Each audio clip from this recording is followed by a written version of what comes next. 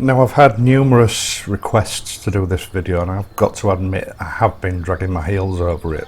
The main reason being that I don't consider the camping equipment that I have to be in any way the ultimate collection of kit. Don't get me wrong, some of it I am quite proud of, but then there are some things that if I had my time again I would have chosen differently. Now, up until 3 years ago I'd not done any bike camping for about 20 years and I found that things had changed considerably and certainly the prices have gone up. So it was a matter of starting again completely from scratch. Unlike hiking or cycle camping, on a motorbike you don't have the same size and weight issues. So to my mind you can afford to be a little bit more extravagant with the size of your tent, your bedding, that kind of thing. Things that make a difference to your comfort.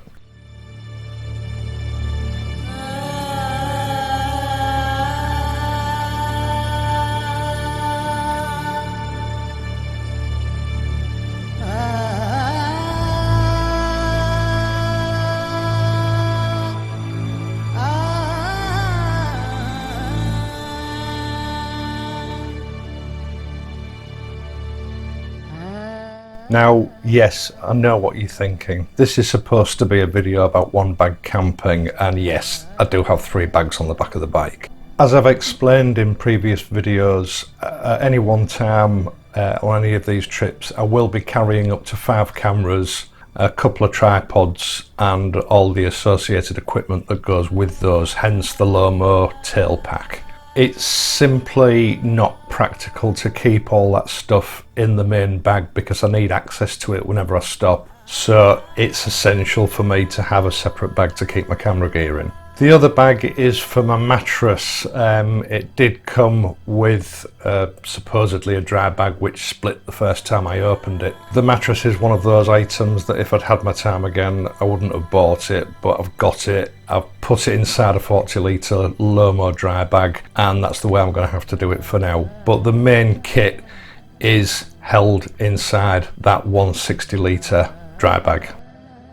A proper high quality dry bag will trap air inside it when you close it up, and it doesn't matter how much care you take to expel air from it when you fasten it up, it will still have some residual air in there. I would always recommend strapping your bag to your bike at least half an hour or an hour before you start your journey. Obviously the pressure from those straps is going to expel a lot of the remainder of that air from your bag.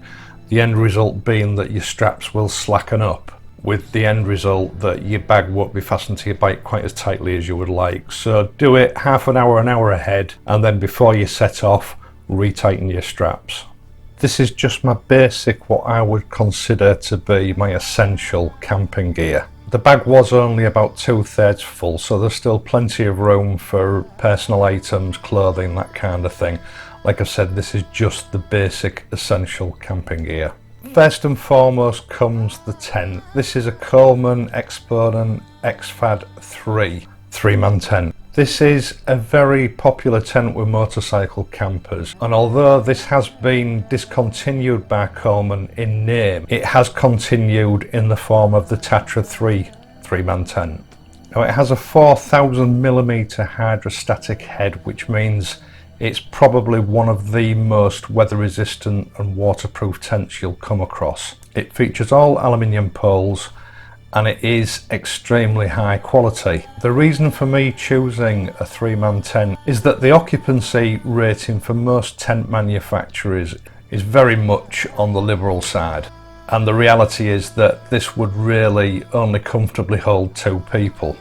On a night time you need to be able to get all your gear safely away under cover, and by the time you've put your mattress and sleeping bag in there, you've dragged your bag into the tent, your helmet and your riding gear, you'll find that you've got very little room to spare. So for me, a 3-man tent for single man occupancy is about right. Now, this is quite a heavy tent at about 4.5 kilograms. It doesn't pack down particularly small either, but as I've said, you're travelling on a motorbike, so these things aren't such a big issue. It goes up in about 5 minutes, and to be honest, I've got no intentions of changing this tent at the moment. Now the new version, the Tatra 3, it does look like they have cut back a little bit on some of the features. It no longer has the window in the porch that this one has, and they've got rid of the zip-in ground sheet in the porch as well. Other than that, it looks to me to be more or less the same tent. At the moment, shopping around, you can get the Tatra 3 for around £250 or thereabouts.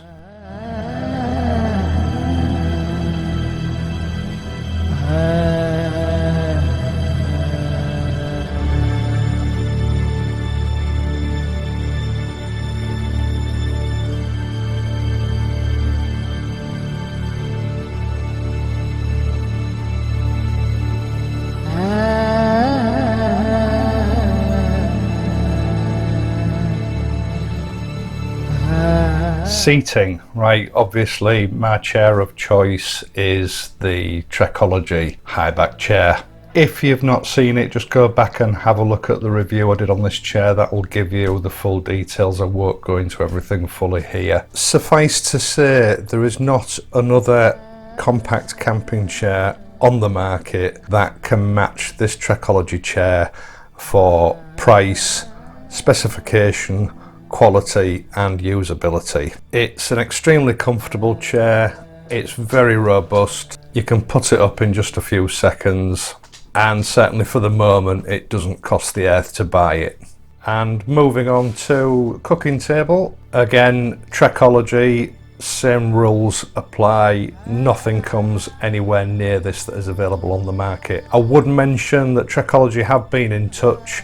They've now introduced the medium version of this table into the UK.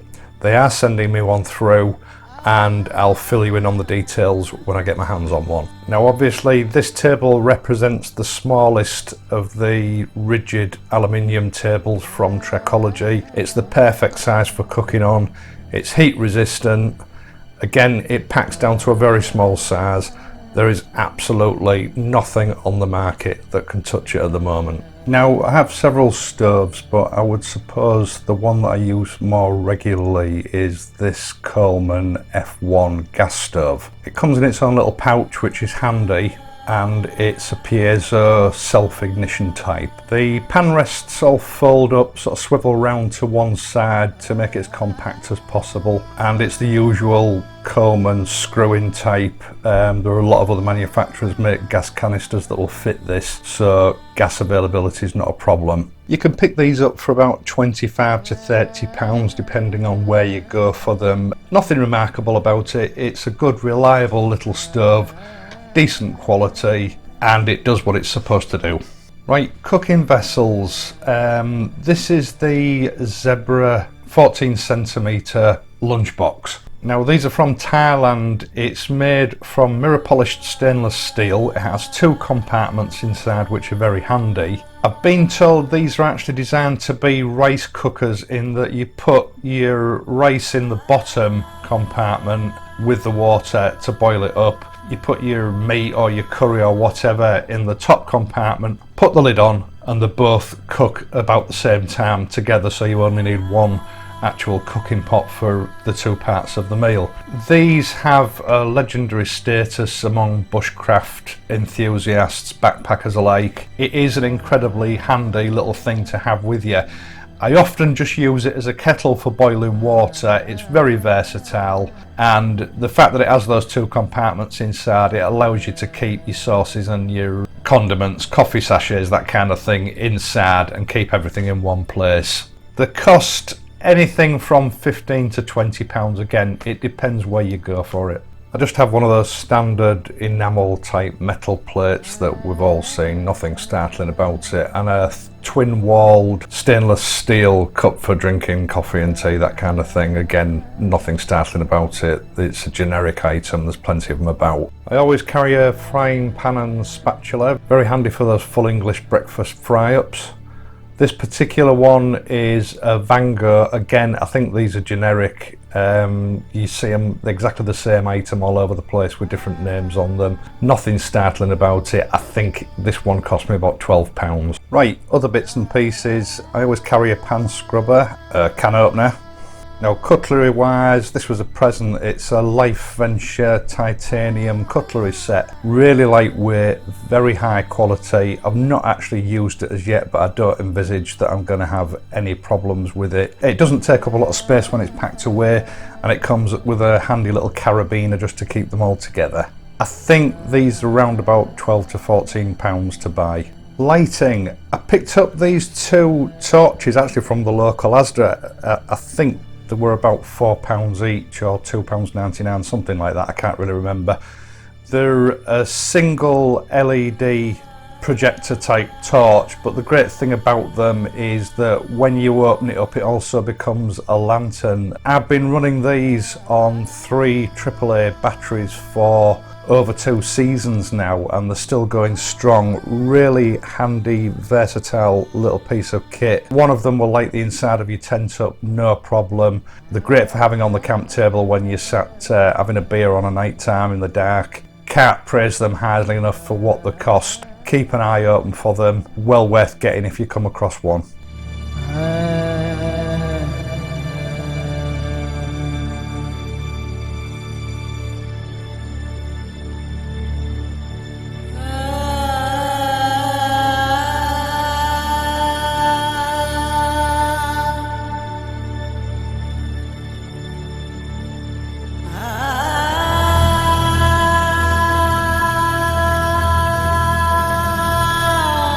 Right, water carrier, I got this one. It's supposed to be collapsible. It even collapsed down. It does take a lot of space up, and to be fair, when you fill it with water, it's really difficult to get it to expand. There are much better designs on the market. This one's best avoided if you see it. If anybody's got a particular example that they think is well worth having, let me know and I'll have a look at perhaps getting one. Right, other essentials. First of all, a 10,000 milliamp power bank. Now, I've had this one 2 or 3 years. It's an EasyAC one. It has 2 outputs, one for your low powered smartphones like your iPhone, that kind of thing, and a second output for your higher charging Samsung Galaxy models, those kind of things.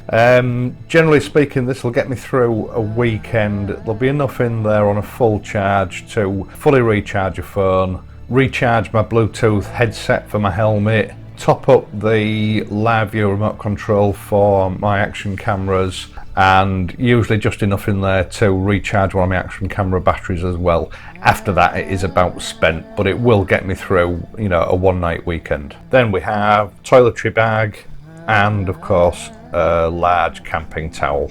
I do also always carry with me a sharp folding knife for food preparation and, you know, any other jobs where you need a sharp knife. Unfortunately, the photography didn't work out quite as it should have done for that, so I can't show you it, but you'll just have to take my word for it. Spares kit for the tent. It comes with a little mallet, a tent peg puller, some spare guy ropes, tent pegs, bands, even some spare toggles for your guy ropes. I've never actually used it, but I do think it's the kind of thing that's handy to have around. I'm sure it'll come in useful one day. Right, finally, bedding. As I said earlier, the dry bag that came with my mattress actually split the first time I tried to get it out. The mattress itself is very heavy and it's very large. It was a big mistake when I got it, but it cost me almost £50 and I decided to stick with it for now. It's made by a company called Black Canyon. I think it is just a generic item marketed under that name. Now, the reason I actually chose it was because it's actually self-inflates to 6 centimetres. I'm one of those people who likes to sleep on my side, and obviously if you don't have enough cushion in there, you do get pressure on your hips and on your shoulders, and it gets quite uncomfortable during the night. In that respect, this mattress is very comfortable. The main drawback with it, apart from its size and its weight, is the fact that it is very slippery. You climb inside a nylon sleeping bag with a self-inflating pillow and you seem to spend most of your night trying to retrieve your pillow and trying to get back onto the bed because you've slid off it. If you see one of these and you're tempted to buy it, don't. A self-inflating pillow is a Vango one. It does pack up quite small, handy size. Again, pretty comfortable. It does the job. Not an awful lot you can say about it. It's much like 100 others that are on the market. Nothing spectacular. And the sleeping bag, it's a 2-season sleeping pod from Go Outdoors. It's one of their own brand, high gear. Not particularly high quality, and then again it wasn't particularly expensive. What I do like about it is that it is a nice roomy sleeping bag. I don't feel sort of trussed up and tied up inside it. I am quite a restless sleeper, and you know, I do need that space to be able to move around during the night.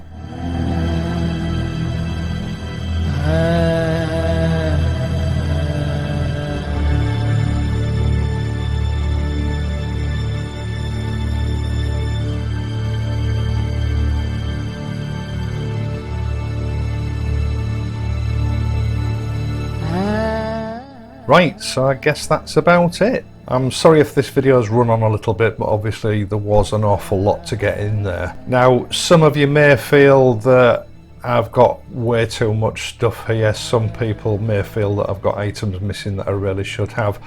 I would love to hear about your ideas. If you have any suggestions, please just leave a comment in the comments section. Once again, I'd like to shout out a big thank you to the staff and management at the Fort Paull Museum for allowing me to come in and set up camp within the confines of the fort. Thanks very much. I will leave a link for their website in the video description. That's all I have time for this week.